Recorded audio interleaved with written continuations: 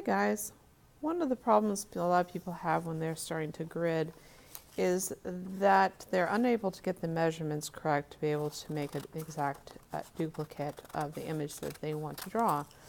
Well, there are a few easy ways of being able to make a grid.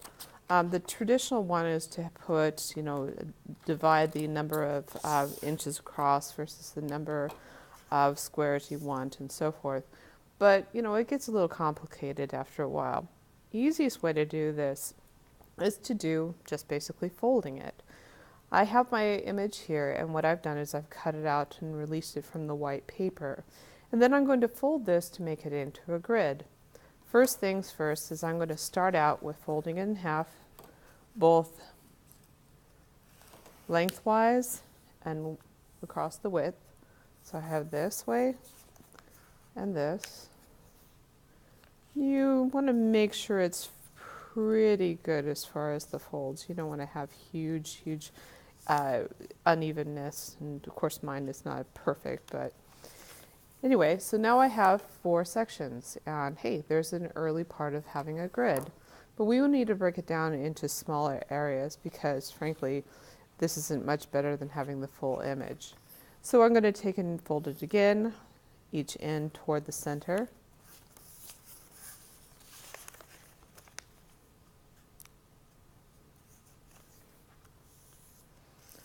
And there we have now 8 sections. But again, still too much space in each section. So what we're going to do is fold it again, going toward the center.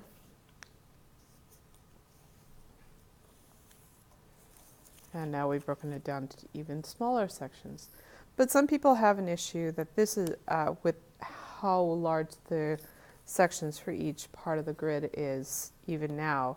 So there's a trick to be able to break it down even into smaller sections, and it basically uses something called an accordion fold. So what I'm going to do is I'm going to take at the bottom here. So if you have ever folded a fan, this is very similar to it. So I'm going to fold it here, then I'm going to flip it so it folds along the part I've actually folded before. Then I'm going to go in and fold it again. I'm going to flip it back like this and fold it again. And you'll find that a lot of times you'll have an issue. It's not perfect fold, but yeah, it's all right. It's approximate. Fold it back like this. And then to the top. And so what you will have when you open it up is a whole lot more sections. It's a lot easier to be able to break down these into on your grid and draw it. Well, this also is some of the sections are a little too big. So we're going to do the same thing going lengthwise. Try to make it as accurate as possible. This, and again the accordion fold going back like this.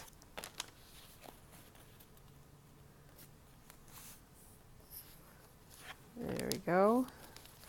And you keep flipping it back and forth until you have the entire thing broken down into small bite-sized chunks. Well, and there we go. Each of these sections is smaller, and it's easier to be able to draw one little tiny section at a time versus having these large areas. Good recommendation is to actually go back and define the lines using a pencil. And it makes it a lot easier to be able to see which section is which. Well, it's not just this you can fold.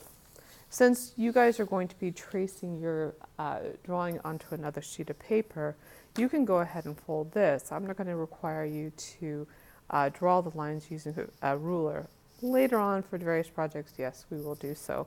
But at this point in time, we're just going to make it really simple. So I do exactly the same thing. I fold it in half, and so forth until I have basically the same exact folds, just in this case it's slightly different because, hey, it's larger. Okay, so now I have my quarters. Okay, go back to fold to the center.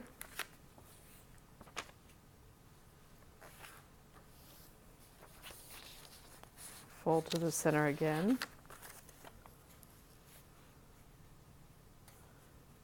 And if you would enjoy origami, this is a test of your skills. Open it back up. Fold again lengthwise to the center.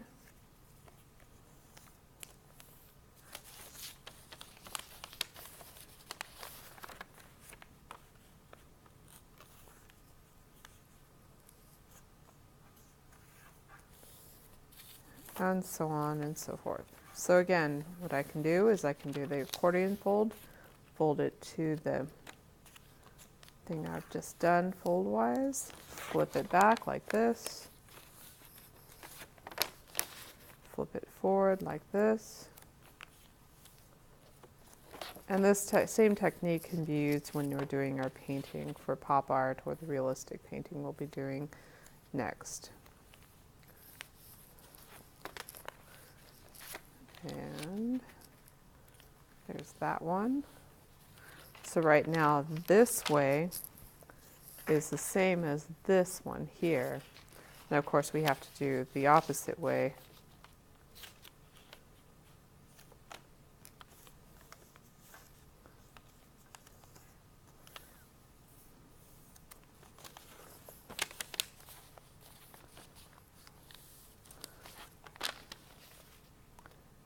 And keep going, and of course it's not perfect this time, but this is just for you guys to get the idea.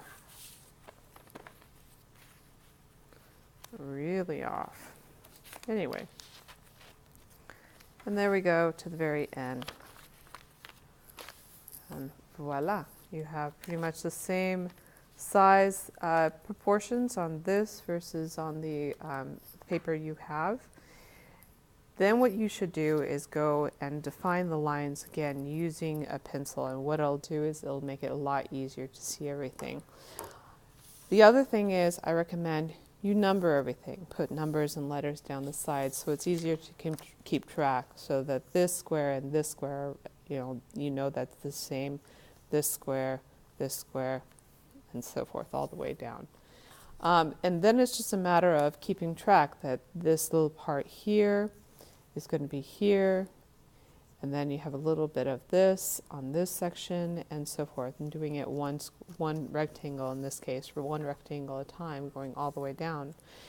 You should draw lightly, but at this point in time it's not as important if you were absolutely perfectly light, because again you will be tracing this onto paper, another sheet of paper, before you actually start the shading process. I'm going to also put a video about me drawing, or you should be able to see the picture that I've drawn so far of President Obama on the screen.